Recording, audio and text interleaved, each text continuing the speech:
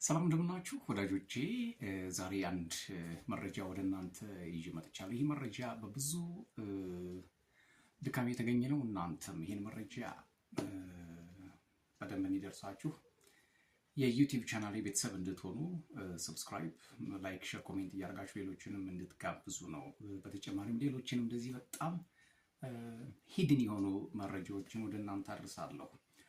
እንግዲህ በዓለም ላይ ከፍተኛ የሆነ ውጥረትን የፈጠረው የእስራኤልና የሐማስ ጦርነት ለዚች ዓለም የፖለቲካ መስመር መዛነፍ ትልቁን ድርሻ እንደሚወስድ ሁላችንም የምናውቀው ነው።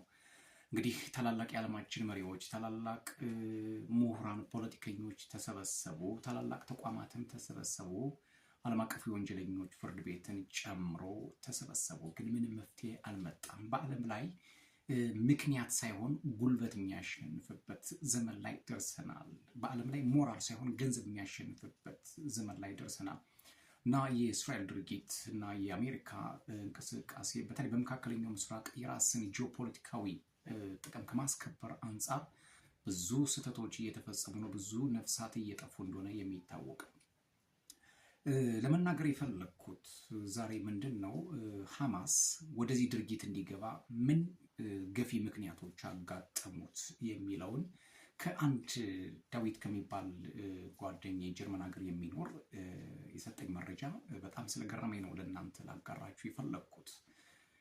በአንድ ወቅት በብሪቲሽ በፍልስጤምና በእስራኤል መካከል ልታልፍ የነበረች የብሪቲሽ ወይም ደግሞ የእንግሊዝ መርከብ ቶርፒዶ ሚሳኤል የጫነች መርከብ ትሰምጣለች። በምትሰምጥበት ሰዓት ይህንን አጋጣሚ ሐማስ ከፍተኛ የሆኑ ጠላቂዎችን፣ ዋናተኞችን ወደዛች መርከብ ውስጥ በማስገባት እነዚህን ቶርፒዶ ሚሳኤሎችን ያወጣቸው ነበር። እነዚህን ቶርፒዶ ሚሳኤሎችን እያወጣ ከ50 ቦታ በመመደብ ሮኬት ይሰራ ነበር። ይሄ በጣም ጥብቅ የሆነ ሚስጥርና እስከዛሬ ድረስ የትም ቦታ ያልሰማ ነው መረጃ ነው። ሐማስ ከፍተኛ የሆነ መስዋዕትነት ለመክፈል የተዘጋጀበት ትልቁ ስሜቱም ይሄ ነበር እና ያልተነገረለት ያው ጀግና ባለውም ግን ራሱን ለማስከበር ጠላት ብሎ በሚጠራው ኃይል ላይ ክንዱን ለማንሳት ምንም አይነት የማፈግፈግና የፍርሃት የመሸማቀቅ ቀልብ አላጣም። ሲምፕሊ የትኛው ነገር መስዋዕትነት ከፍሎ ምናልባት በሱ ቋንቋም ጂሃድ ሊለው ይችላል፣ ብቻ ታርጌቱን መምታት ነው የፈለገው። ስለዚህ ምንድን ነው ያደረጉትኝ? ይሄን ቶርፒዶ ሚሳይል እያወጡ ከ50 ቦታ ሂድን ከሆነ ማንም ከማይደርስበት እየከፋፈሉ ሲሰሩ ነው። በብዙ ድካምና ጥረት ሮኬቱን ሰርተው ከጨረሱ በኋላ የአላቅሳ ኃይሎች ወይም ደግሞ ራሳቸውን የአላቅሳ ቡድን ብለው የሚጠሩት ኃይሎች ወይም ደግሞ ሐማስ አንድ ነገር ቸገረው። ይሄን ሮኬት እንዴት ማስወንጨፍ እንደሚችልና ማስወንጨፊያውን ከየት ማግኘት እንዳለበት መሳሪያ ይፈላልግ ነበር። ስለዚህ የፈጀውን ይፍጅ በማለት የተጠቀመው መንገድ እጅግ የሚያስገርም ነው። እስራኤል ጋዛ ውስጥ በሰፈራ የያዘቻቸው ቦታዎች ነበሩ። እዛ ውስጥ ገብታ ፓይፕላይን የቱቦ ውሃ ለጋዛ ሕዝብ የውሃ ማስተላለፊያ ቱቦ ገጥማ ነበር። ሐማስ ይህን ቱቦ እየነቀለ ማስወንጨፊያ ሮኬት ማስወንጨፊያ ይሰራ ነበር። እነዚህን የውሃ ቱቦዎች እየነቀሉ ነው እንግዲህ ገጣጥሞ 5000 ቤሪ ማይንድ 5000 ሮኬቶችን በፈረንጆቹ ጥቅምት 7 2023 በእስራኤል ላይ ያዘነበው። ሐማስ ደፋር የሚሆን ፈሪ፣ እሱን በኋላ እንመጣበታለን። ነገር ግን እስራኤልን ለማጥቃት እንደ መጀመሪያው ወይም ደግሞ እንደ ገፊ ምክንያት ያነሳሳው የዚች የእንግሊዝ የቶርፒዶ ሚሳኤል የጫነች መርከብ በአካባቢው መስጠሟ ነው። ስለዚህ ብሪቲሽም ይሄን ለመፈለግ ወይም ቸላ ብላ ትተዋለች። እስራኤል ይሄ መረጃ የላትም ብሎ ለመደምደምም ይቸግራል። ግን በመካከለኛው ምስራቅ ቀጠና ኪዮስ መፈጠር ይኖርበታል። ምክንያቱም ጠቅሎ ያን ኤሪያ ለመውሰድ ሲፈለግ የሆነ ብጥብጥ ይፈጠራል። ይሄ ብዙዎቻችን የምናውቀው የሴራ ፖለቲካ ተንታኞች የሚናገሩት ነው። የሆነ ችግር ትፈጥራለህ፣ ያን ችግር የፈጠረውን አካል አጠቃለሁ በሚል ሌላ ችግር ትፈጥራለህ። ከዛ በዛ ላይ አናሊሲስ ትሰራለህ። ይሄ አናሊሲስ እንዳለቀ ወደ እርምጃ ይኬድና መላውን ዓለም ወደ አንድ ማዕከል የማምጣት ተጠቃው የሚል ስሜት በመፍጠር ከዛ በኋላ የሚፈለገውን ግብ የማሳካት ብልሃት ነው። ይሄ በ2001 ኒውዮርክ ህንፃ ሲመታ ጆርጅ ደብሊው ቡሽ ዎከር ይህንን ነገር ተጠቅሞበታል። እንግዲህ ሁላችንም የምናውቀው 9/11 እየተባለ የሚጠራው እነ ጆርጅ ቡሽ ይሄን ነገር እነ ኦሳማ ቢንላደንን ለመምታት ታሊባንን አልቃይዳ ለመምታት ሲፈልጉ የፈጠሩት ኪዮስ ነው እየተባሉ ይታማሉ። ስለዚህ እስራኤልም እና ሐማስ በገቡበት ውጥረት ሐማስ ይሄን ጉልበት ይሄን ኃይል ለመሞከር ወይም ደግሞ እስራኤልን ለማጥቃት እነዚህን ነገሮች አድርጓል።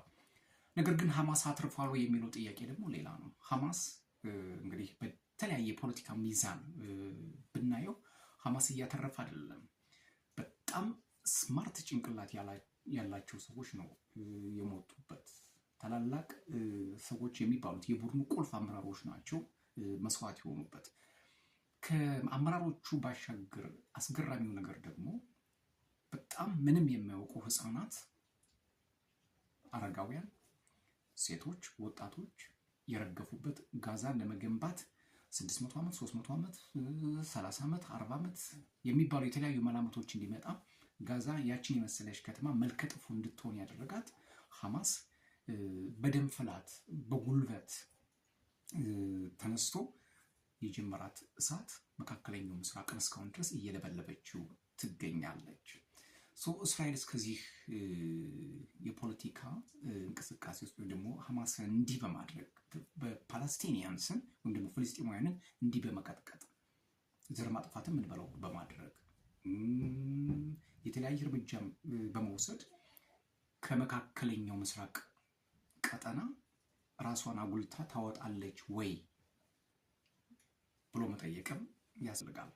አሁን እስራኤል ናቸው አትራፊ ወይስ ሐማስ ነው የሚለውንም ቀስ እያልን የምናየው ጉዳይ ነው። እስካሁን ድረስ ባለን እይታ ሁላችንም እንደምንስማማበት ሐማስ የሚያሸንፍበት መንገድ እየመጣ አይደለም። ብዙ ነገሮችን ሉዝ አድርጓል። እንደምታውቁት በተለይ በቅርቡ በሐማስ ላይ ከፍተኛ የሆነ ተቃውሞ ተነስቷል። ኔትንያሁም ቢሆኑ እያተረፉ ነው ለማለትም ይከብዳል። ምክንያቱም አሁን ተጠባባቂ ጦራቸውን በጋዛ እንዲገባ አዘዋል። ይሄ በጣም ትልቅ ችግር ነው። ምን ማለት ነው? በውጊያው የሚፈልገውን ግብ አላመጡም ማለት ነው። ከዚህ በተጨማሪ ደግሞ የታጋች ቤተሰቦች 59 ታጋቾች አሁንም በሐማስ እጅ አሉ ተብሎ ይገመታል። 24ቱ በህይወት ያሉ ናቸው። እነዚህን አምጣ የሚል የእስራኤል ድምፅ ከተለያየ አቅጣጫ እየመጣ ነው። ኔትንያሁም በዚህ ጭንቀት ውስጥ ናቸው። ስለዚህ ሐማስን ያልተነገረለት ብዙ ጀብድ አለው፣ ብዙ የተደበቀ ብዙ ጊዜ ያው ሚዲያው ፕሮፓጋንዳው ወደ እስራኤል ስለሚያመዝን እንጂ ሐማስም የሰራው ነገር እንዲህ በቀላሉ የሚታይ አይደለም። ፖለቲካዊ ትርፍ አለው የለውም የሚለውን እናንተ ግምግሙት። ኔክስት የዶናልድ ትራምፕን ነገር ይዤላችሁ እመጣለሁ። ዛሬ ስለ ሐማስ እችን ብያችኋለሁ። እናንተም ሰብስክራይብ፣ ላይክ፣ ሼር፣ ኮሜንት እያደረጋችሁ ቶማ ዩቲዩብ እንድትቀላቀሉና እንዲህ አይነት ሀሳቦችን እንድታገኙ ለሌላ ጊዜ ሼርም እያደረጋችሁ ቢሆን መልካም ነው። የዶር ምልክቷን እየተጫናችሁ ሀሳቦችን እንዲደርሳችሁ የአክብሮት ግብዣዬ ነው የሚሆነው። እናንተም በዚህ ሀሳብ ላይ ወይም ደግሞ በዚህ ታሪክ ላይ ወይ ደግሞ ስለዚህ ታሪክ ንገረን የምትሉት ካለ ኮሜንት ላይ ጻፉልኝ።